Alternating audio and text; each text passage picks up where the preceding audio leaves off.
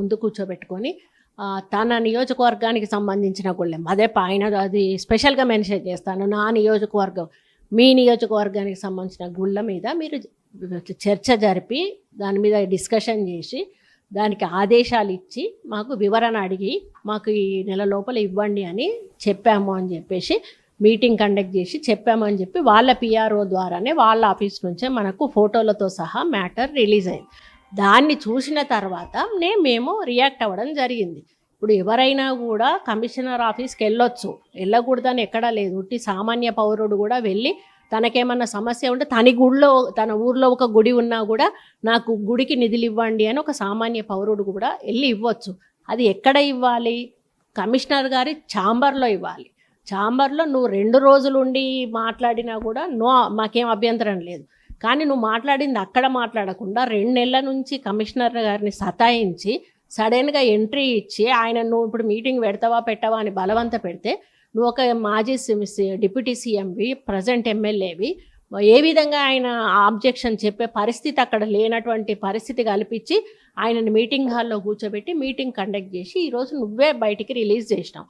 అది తప్పు అని నేను ఎక్కడ అంటున్నానంటే నువ్వు మీటింగ్ పెట్టడం తప్పు, నువ్వు రిప్రజెంటేషన్ ఇవ్వడం తప్పు కాదు. ఆ రిప్రజెంటేషన్ ఏదో ఛాంబర్లో ఇవ్వాల్సి ఉండే అని చెప్పి నేను అంటున్నాను. ఉద్దేశం ఏంది మేడం? జనరల్గా మీరు మంత్రి మీ దృష్టికి తీసుకొచ్చినా మీరు సానుకూలంగానే స్పందిస్తారు, మీరు అందరితో కలిసిమెలిసి ఉండే ప్రయత్నం చేస్తూ ఉన్నారు.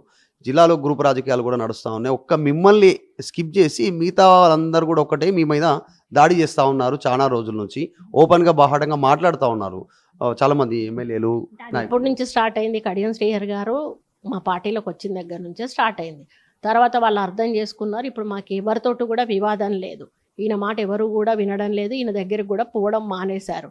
ఆయన ఒకవేళ ఆయన గుడి సమస్యలు ఆయన కాన్స్టిట్యూన్సీ సమస్యలు చెప్పాలి అనుకుంటే నాకు చెప్పాలి అనే అహం అడ్డు వస్తే ఇన్ఛార్జ్ మినిస్టర్ గారు ఉన్నారు, ఆయనకు చెప్పలేదు. పోనీ ఆయనకు చెప్పాలని ఇష్టం లేకపోతే ముఖ్యమంత్రి గారు ఉన్నారు, ఆయనకు చెప్పొచ్చు.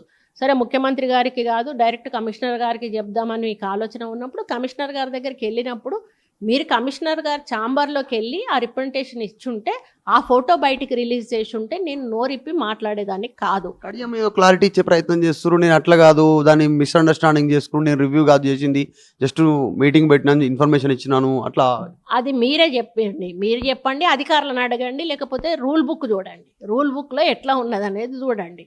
ఆయనకు తెలుసు స్పష్టంగా ఆయన తప్పటడుగు వేసినాను, తప్పు చేసినాను అని తెలిసి దాన్ని కప్పుపుచ్చుకునే ప్రయత్నంలో మళ్ళీ రివర్స్ మా మీద బురద జల్లే ప్రయత్నం చేస్తూ ఉన్నాడు. ఆమెది అభివృద్ధి పట్టించుకుంటలేదు, ప్రజల్లో ఉండలేదు, ఆమెకి ఏమీ తెలియదు, అది ఇది అన్నట్టుగా మళ్ళీ నా మీద బురద జల్లేదు.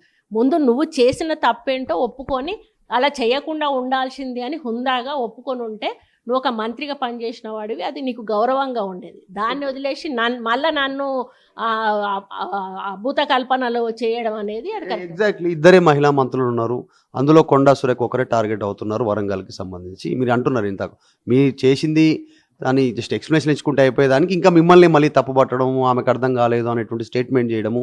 ఎందుకు కొండా సురేఖనే టార్గెట్ అవుతుంది? మహిళా మంత్రి, బీసీ, ఎందుకు టార్గెట్ అవుతుంది? కొంచెం మేము స్ట్రాంగ్ ఉంటాము జిల్లాలో. స్ట్రాంగ్ అంటే కొండా దంపతులు ఉంటారు. ఎప్పుడైనా కూడా బలవంతుని మీదనే బలహీనులు కాంప్లైంట్లు చేస్తారు. కాబట్టి వాళ్ళ ఉద్దేశం ఏంటో తెలీదు. వాళ్ళు ఏం చేసినా మమ్మల్ని ఏం చేయలేరు. ఎందుకంటే మా ప్రజల్లో ఉన్న వాళ్ళం, ప్రజాబలం ఉన్న వాళ్ళం.